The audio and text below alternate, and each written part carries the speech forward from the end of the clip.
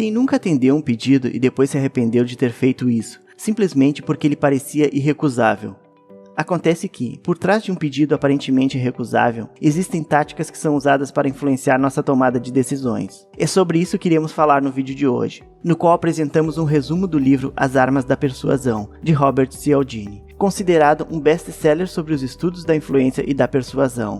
Nesse vídeo, iremos falar sobre algumas regras e segredos usados por profissionais da persuasão para influenciar as pessoas. Vamos discutir seus mecanismos a partir de alguns exemplos e entender que meios de defesa podemos dispor contra as tentativas de influência sobre nossas decisões. Olá, seja bem-vindo. É muito bom ter você por aqui. Obrigado por assistir e curtir nossos vídeos. Isso ajuda a divulgar o conteúdo que criamos para mais pessoas. Sua inscrição, like e comentário são fundamentais para que isso aconteça. Fique até o final e aproveite ao máximo o conteúdo deste vídeo. Parabéns por procurar se desenvolver como pessoa. Esse é o primeiro passo que devemos dar. E agora, sem mais demora, vamos ao que interessa. Robert Cialdini é um PhD em psicologia e professor da Universidade do Estado do Arizona, nos Estados Unidos. Assim como a maioria das pessoas, ele também foi vítima da astúcia de vendedores, operadores de marketing e arrecadadores de doações. Por isso, passou a pesquisar com afinco os mecanismos de persuasão. Seu objetivo era compreender que princípios psicológicos estão por trás do sim de uma pessoa a um pedido, e também que técnicas são melhores empregadas para explorar esses princípios. Segundo o autor, existem 6 princípios ou regras com a capacidade de influenciar a tomada de decisões das pessoas. Entender quais são esses princípios é importante, pelo menos por 2 razões. Primeiro, permite que você entenda quais são os mecanismos utilizados para influenciar as pessoas. Em segundo lugar, ao saber disso, você se torna consciente e capaz de se defender de pessoas manipuladoras. Além disso, entender os mecanismos de persuasão é importante porque, nas diversas interações sociais, as pessoas estão sempre buscando defender uma ideia ou um posicionamento. Algumas pessoas defendem uma visão política em uma conversa entre amigos. Outros argumentam a favor de um projeto em uma apresentação no trabalho ou na faculdade. Até mesmo na vida conjugal, podemos argumentar, por exemplo, a favor de umas férias na praia ao invés da cidade, ou de comprar uma casa ao invés de um apartamento. Em alguns casos, a capacidade de persuasão pode ser um fator determinante para o sucesso em determinada área na vida, como por exemplo, para progredir na carreira profissional. Em resumo, saber quais são as armas da persuasão pode trazer inúmeros benefícios para a sua saúde, seja no âmbito pessoal, seja no profissional. Por isso agora, vamos descobrir quais são os princípios citados no livro As Armas da Persuasão, de Robert Cialdini. Quem nunca ouviu o velho ditado, é dando que se recebe. Pois bem, nesse ditado se encontra uma das armas de influência mais potentes à nossa disposição, a regra da reciprocidade. A reciprocidade é uma das normas mais generalizadas e essenciais da cultura humana, estando presente em todas as sociedades. Segundo essa regra, nós devemos tentar retribuir, na mesma moeda, o que outra pessoa nos concedeu. Se uma pessoa nos faz um favor, temos que fazer o outro em troca. Se alguém nos dá um presente de aniversário, devemos repetir o mesmo gesto quando o aniversário dessa pessoa chegar. Se um amigo nos convida para seu casamento, devemos convidá-lo para o nosso. Esses são apenas alguns exemplos. Em razão da regra da reciprocidade, somos obrigados a retribuir aquilo que nos é dado por outra pessoa. Nesse sentido, Robert Cialdini diz: ao obrigar o beneficiário de um ato a retribuí-lo no futuro, a regra permite que um indivíduo dê algo ao outro com a certeza de que não sairá perdendo. Essa sensação de obrigação, de dívida, é fundamental para o desenvolvimento de diferentes tipos de relacionamentos, transações e trocas benéficas à sociedade. Por esse motivo, as sociedades zelam para que seus membros sejam devidamente educados para conhecer essa regra, suas sanções e ainda menosprezar aqueles que a violam. Assim, dar algo a uma pessoa antes de pedir-lhe algo é uma tática apreciada e rentável de alguns profissionais da persuasão. Você já viu, por exemplo, como agem os membros da religião Hare Krishna? Antes de pedirem uma doação, eles oferecem uma flor às pessoas, que ao ganhar o presente, tornam-se mais propensas a contribuir. Outra prática bastante comum é a técnica da amostra grátis, usada muito por vendedores. Como se trata de um presente, ela pode também envolver a regra da reciprocidade. A regra da reciprocidade possui 3 características. Primeiro, ela é bastante poderosa. Um indício da força da regra da reciprocidade é que ela prevalece, por exemplo, sobre o fator simpatia pelo solicitante. Ou seja, mesmo que você não simpatize com certa pessoa, se ela fizer algo de bom para você, a sua natureza recíproca irá fazer com que você acabe cedendo a ela e retribuindo ao seu gesto. Em segundo lugar, a regra se aplica mesmo a favores iniciais não solicitados. Isso reduz nossa capacidade de escolher a quem queremos ficar devendo algo e coloca na mão dos outros essa decisão.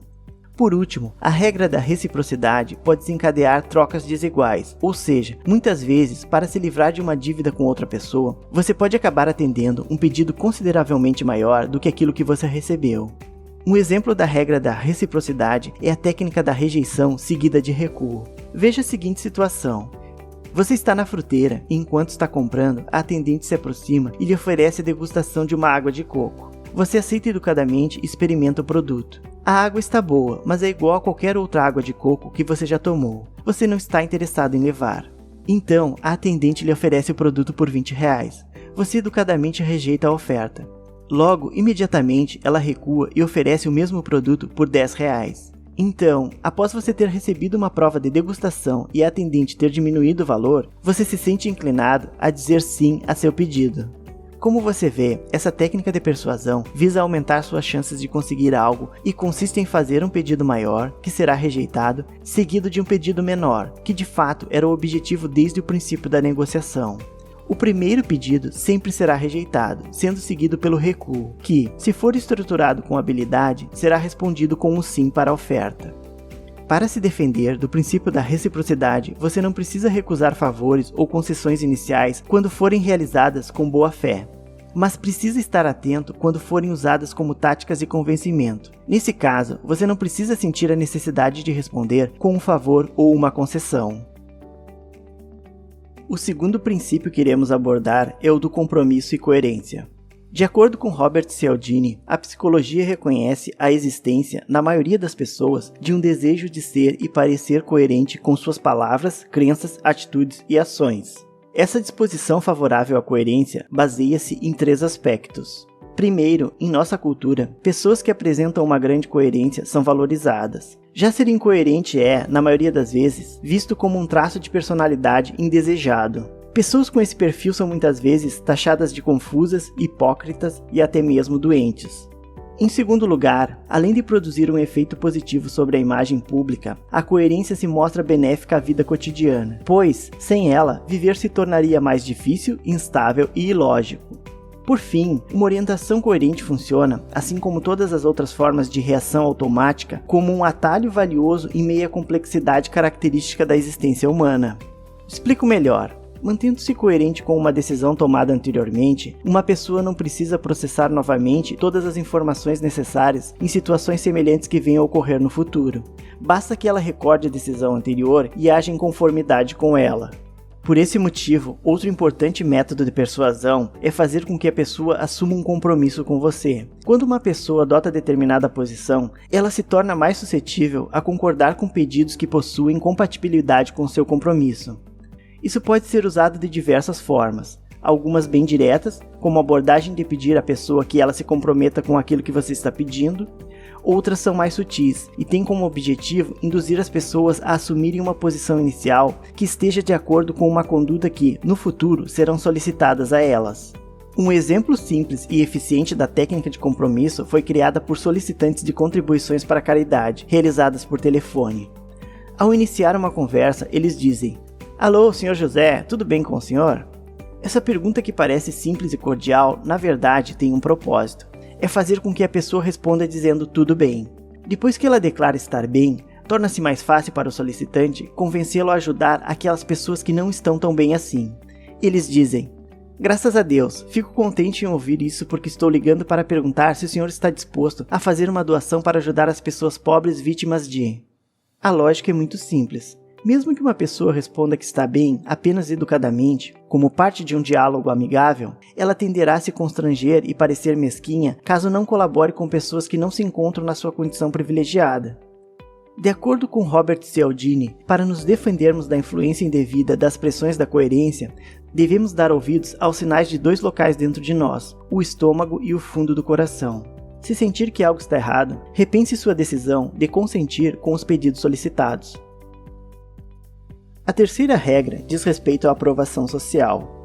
O princípio da aprovação social afirma que o ser humano tem uma tendência a considerar um comportamento como adequado em dada situação, na medida em que ele vê esse comportamento sendo seguido pelos outros. Ou seja, as pessoas costumam observar o comportamento dos outros para decidir no que acreditar e de que forma agir. É por esse motivo, por exemplo, que muitos barmen colocam notas de dinheiro em suas caixas de gorjeta no início da noite para estimular que os clientes coloquem dinheiro na caixinha também.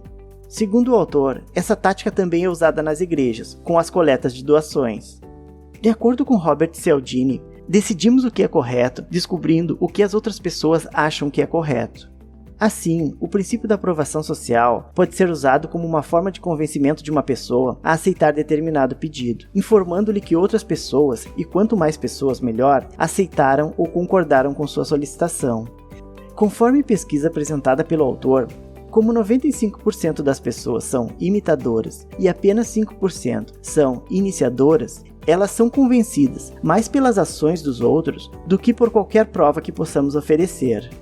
Para se defender da influência da aprovação social, estimule sua sensibilidade de captar indícios claramente forjados do que outras pessoas semelhantes estão fazendo e reconheça que as ações dos nossos semelhantes não devem formar a única base de nossas decisões. O próximo princípio é o da afeição. O que eu vou falar não é nenhuma novidade. A regra da afeição afirma que as pessoas preferem dizer sim a pedidos de indivíduos que conhecem e de que gostam.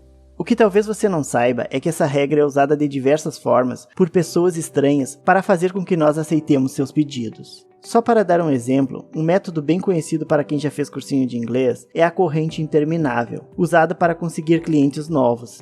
Esse método consiste em pressionar um aluno novo a fornecer os nomes de amigos que também poderiam ser potenciais alunos do curso de línguas. De posse dos nomes, os cursinhos ligam para as pessoas da lista buscando conseguir novos alunos, e caso consigam, exigem também destes uma lista contendo a indicação de possíveis alunos, formando assim uma corrente interminável.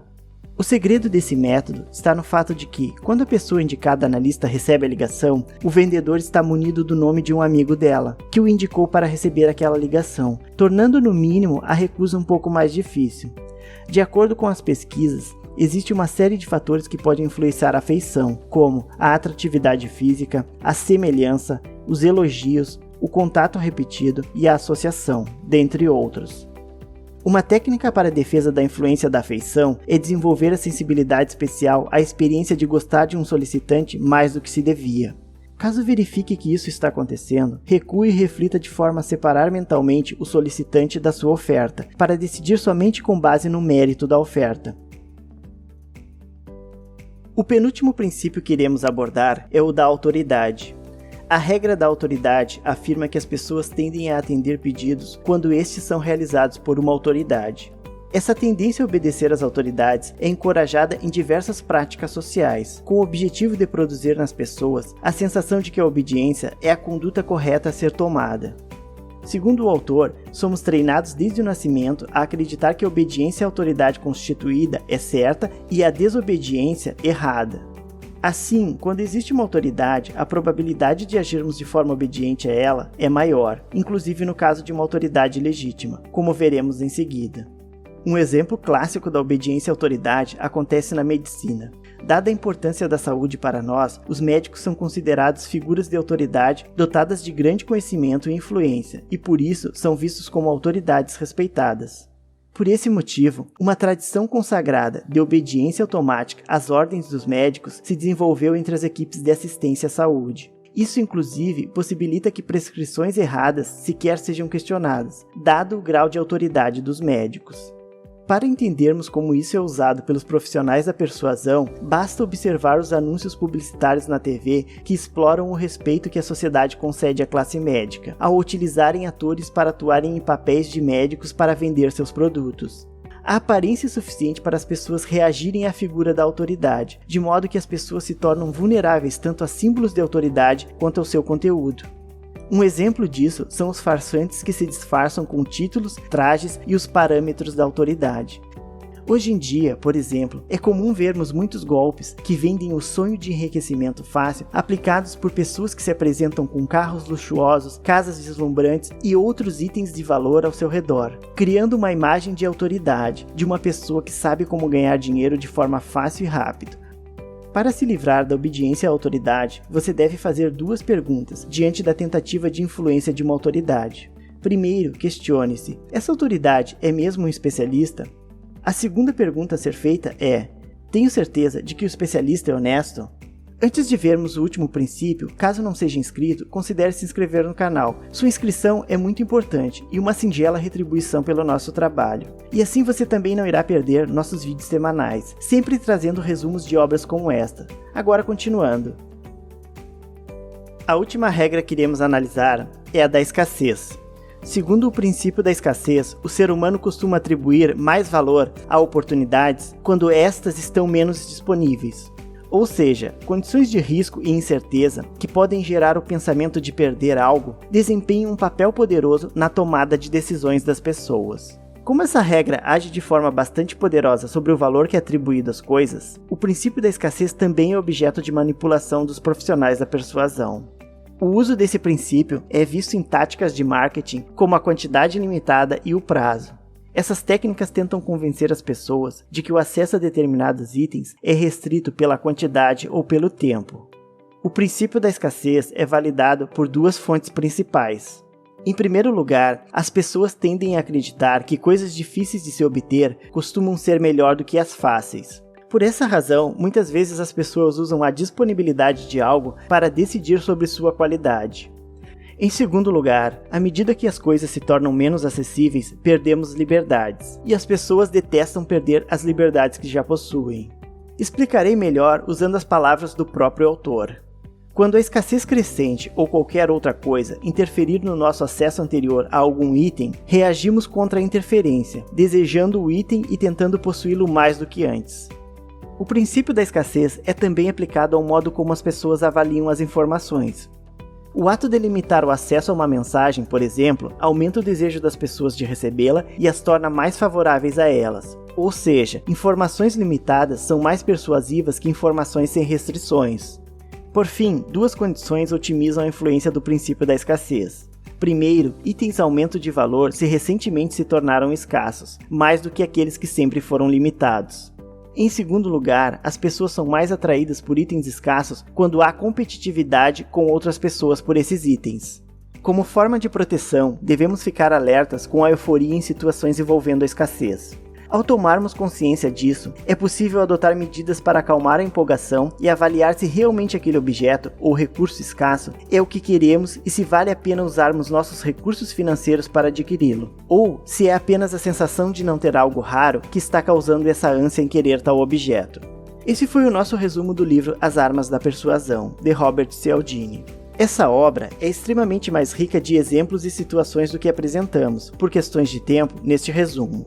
Então, sugerimos muito a leitura do livro As Armas da Persuasão. Espero que vocês tenham gostado desse conteúdo. Obrigado por assistir e curtir o vídeo. Isso é muito importante para o canal crescer e atingir mais pessoas. Se puder, compartilhe o vídeo com amigos e familiares. Isso ajuda a divulgar para mais pessoas também. Um forte abraço e nos vemos no próximo vídeo.